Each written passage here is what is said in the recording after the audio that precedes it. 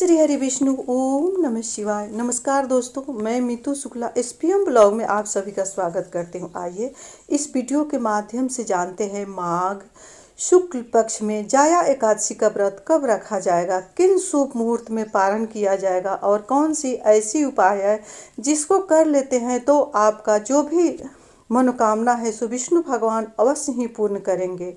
क्योंकि इस बार 2025 में जाया एकादशी का व्रत को लेकर के काफ़ी दुविधाएं बनी हुई है। इस व्रत को कब रखा जाए। इस साल बसंत पंचमी का पर्व 2 दिन मनाया गया है। इसी को लेकर के ये दुविधा बनी हुई है कि इस व्रत को किस दिन रखा जाए, 7 फरवरी को रखा जाए या 8 फरवरी को रखा जाए। जबकि बसंत पंचमी का पर्व 2 दिन मनाया गया, एक 2 फरवरी को और एक 3 फरवरी को।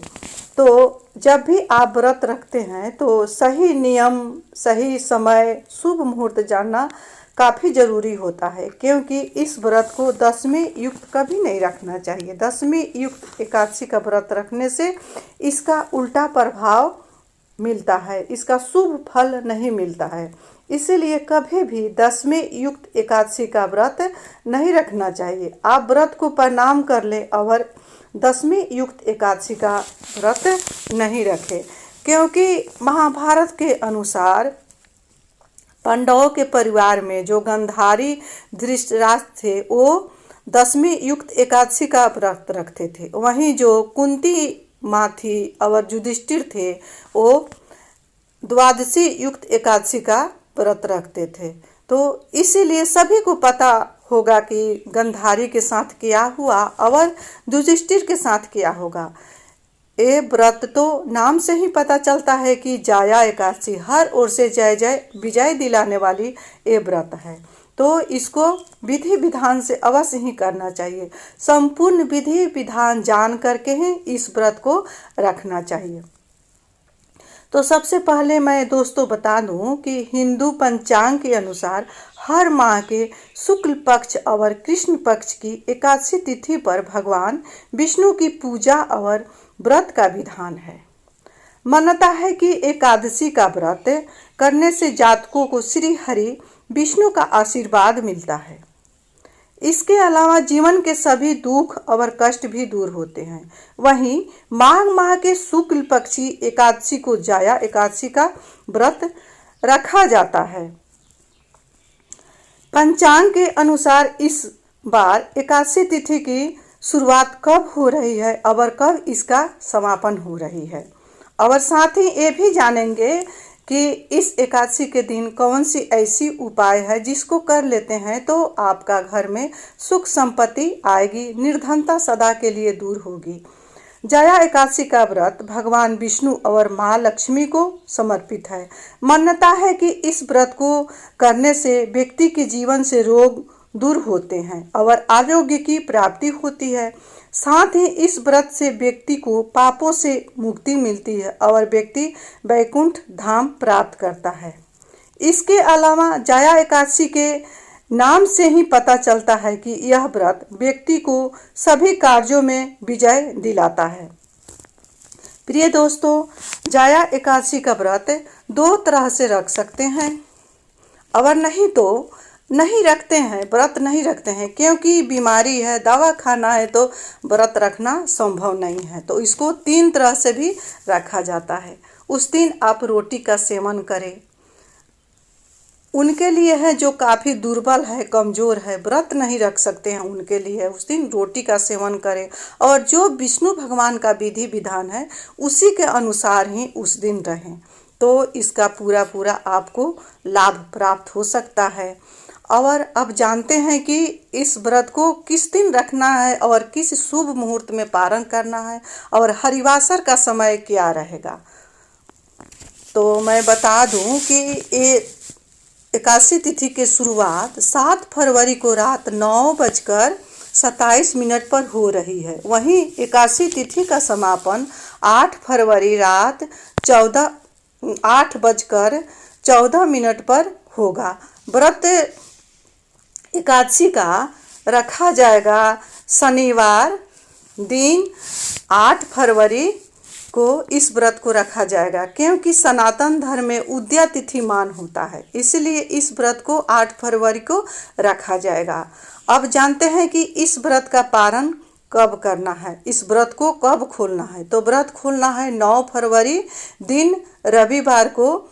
इस व्रत को खोलना है 7:04 से 9:17 के बीच में इस व्रत को खोलना है। अब हरिवासर का समय कब शुरू होगा, क्योंकि हरिवासर का वो समय होता है जिसमें एकादशी का पारण नहीं किया जाता है। तो जैसे ही एकादशी तिथि समाप्त होती है तो हरिवासर शुरू हो जाता है, और एकादशी तिथि का जो शुभ मुहूर्त है पारण का, उससे पहले हरिवासर रहता है। जैसे कि 9 फरवरी को 7:04 से पारण का शुरुआत हो रही है, शुभ मुहूर्त शुरू हो जा रहा है पारण का। उससे पहले 6:40 तक हरिवासर का समय रहेगा 9 फरवरी को।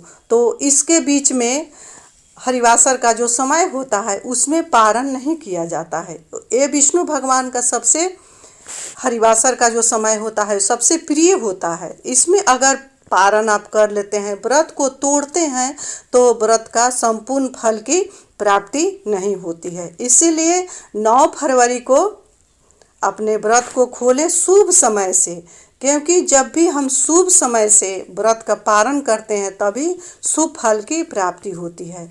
अपने सामर्थ्य के अनुसार कुछ दान भी अवश्य करना चाहिए, क्योंकि माघ का उत्तम महीना है, वहीं प्रयागराज में महाकुंभ चल रहा है। तो अपने घर में कैसे कुंभ स्नान का फल प्राप्त करें। तो ये व्रत जो होता है त्रिदिवसीय होता है। पहला दिन स्नान का होता है, नहा खाए का होता है। उस दिन से ही अपने भोजन को निरामिष रखें। सुबह जल्दी से उठे और स्नान करें। स्नान के जो गमला है उस पानी में थोड़ा सा गंगाजल मिला करके स्नान करें।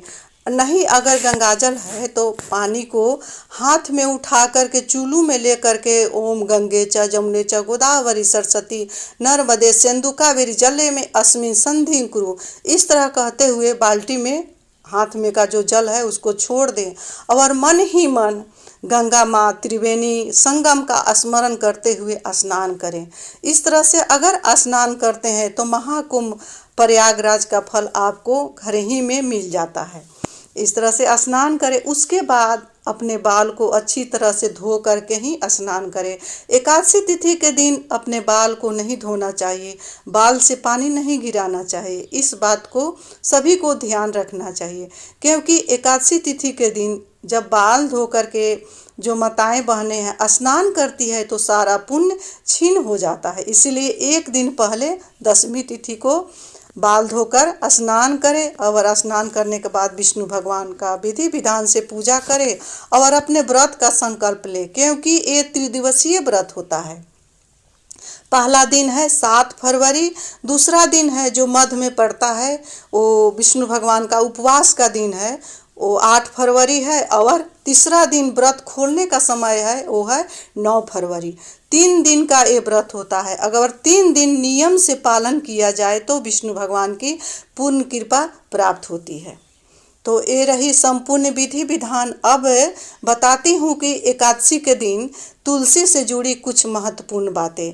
प्रिय दोस्तों, ध्यान देंगे कि तुलसी माँ में उस दिन जल अर्पित नहीं किया जाता है, क्योंकि उस दिन माँ तुलसी जो हरि का प्रिया है उस अपने हरि के लिए व्रत रखती है उस दिन। तो उस दिन उनके जो चौरा है बिरुआ है उसमें जल नहीं दिया जाता है और सभी पूजन किया जाता है। उनके क्यारी में घी का दीपक जलाएं, उनको सिंदूर लगाएं, कलावा बांधे, चुंदरी ओढ़ाएं, सब विधि विधान करें, केवल जल नहीं देना चाहिए।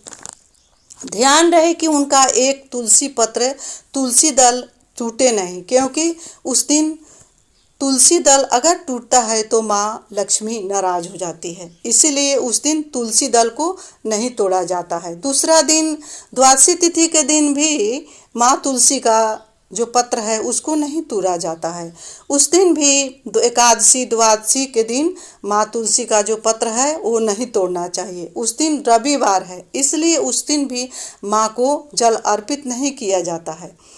रविवार के दिन भी भूल से माँ को जल अर्पित नहीं करना चाहिए। और एकादशी के दिन 2 पत्र तुलसी का लेकर के विष्णु भगवान को हल्दी में भिगो करके अवश्य ही अर्पण करना चाहिए। अपना नाम और गोत्र बोलते हुए अगर आप तुलसी पत्र को अर्पित करते हैं तो भगवान विष्णु प्रसन्न हो जाते हैं। जो भी कामना है सो विष्णु भगवान के सामने प्रकट करें, प्रार्थना करें और कहें, अवश्य ही विष्णु भगवान जो कामना है सो पूर्ण करेंगे। अगर आपके घर में संवरिया सरकार हैं, लड्डू गोपाल हैं, तो उनको पंचामृत से स्नान कराएं, पीले फूल, पीले चंदन, पीले मिष्टान अर्पित करें। उस दिन अन्न का भोग विष्णु भगवान लड्डू गोपाल को नहीं लगाना चाहिए। किसी भी देवी देवता को अक्षत अर्पित नहीं किया जाता है एकादशी के दिन। इन सब बातों का खास ध्यान रखें और रात्रि को 1 पहर तक जागरण अवश्य करें। रात भर नहीं जा सकते हैं तो आप 12 बजे तक ही जागरण करें, लेकिन उस दिन जागरण अवश्य करना चाहिए। प्रिय दोस्तों, इसी के साथ मैं अपने वाणी को विष्णु भगवान संवरिया सरकार राधा रानी के चरणों में विराम दे रही हूँ। मिलती हूँ अगले वीडियो में, तब तक के लिए इतना ही। अगर आपको वीडियो अच्छा लगा होगा तो लाइक अवश्य करें, चैनल को सब्सक्राइब करें, बेल आइकन को प्रेस करें, जिससे मेरे वीडियो का न्यू नोटिफिकेशन सबसे पहले आप सभी के पास पहुंचे। और कमेंट बॉक्स में ओम नमो भगवते वासुदेवाय अवश्य लिखें, क्योंकि ये विष्णु भगवान का बीज मंत्र है। इसको बोलने और लिखने से विष्णु भगवान की संपूर्ण